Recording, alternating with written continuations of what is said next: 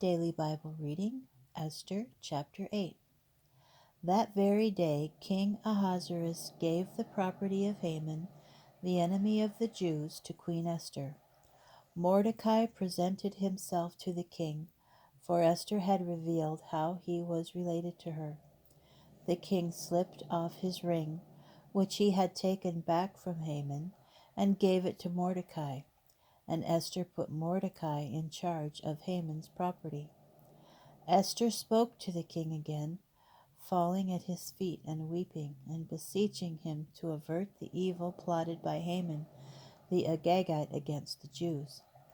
The king extended the golden scepter to Esther, and Esther arose and stood before the king. "If it please your majesty," she said, "and if I have won your favor, and the proposal seems right to your majesty, and if I am pleasing to you, let dispatches be written countermanding those which were written by Haman son of Hammedatha the Agagite, embodying his plot to annihilate the Jews throughout the king's provinces. For how can I bear to see the disaster which will befall my people, and how can I bear to see the destruction of my kindred?" Then King Ahasuerus said to Queen Esther and Mordecai the Jew, "I have given Haman's property to Esther, and he has been impaled on the stake for scheming against the Jews. And you may further write with regard to the Jews as you see fit. Write it in the king's name and seal it with the king's signet, for an edict that has been written in the king's name and sealed with the king's signet may not be revoked."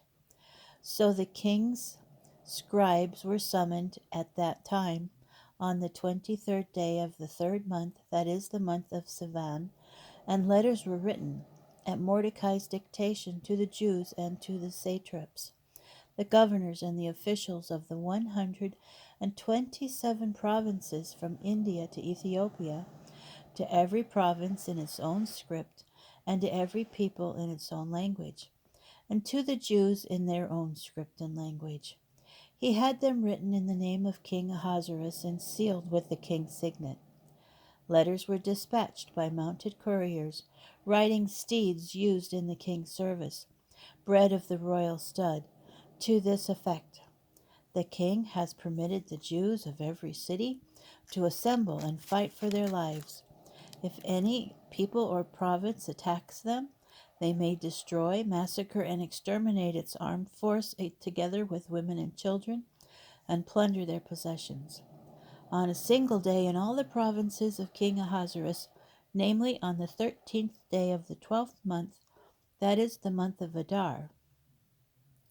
The text of the document was to be issued as a law in every single province. It was to be publicly displayed to all the peoples, so that the Jews should be ready for that day, to avenge themselves on their enemies. The couriers, mounted on royal steeds, went out in urgent haste at the king's command, and the decree was proclaimed in the fortress Shushan. Mordecai left the king's presence in royal robes of blue and white, with a magnificent crown of gold and a mantle of fine linen and purple wool. And the city of Shushan rang with joyous cries. The Jews enjoyed light and gladness, happiness and honor.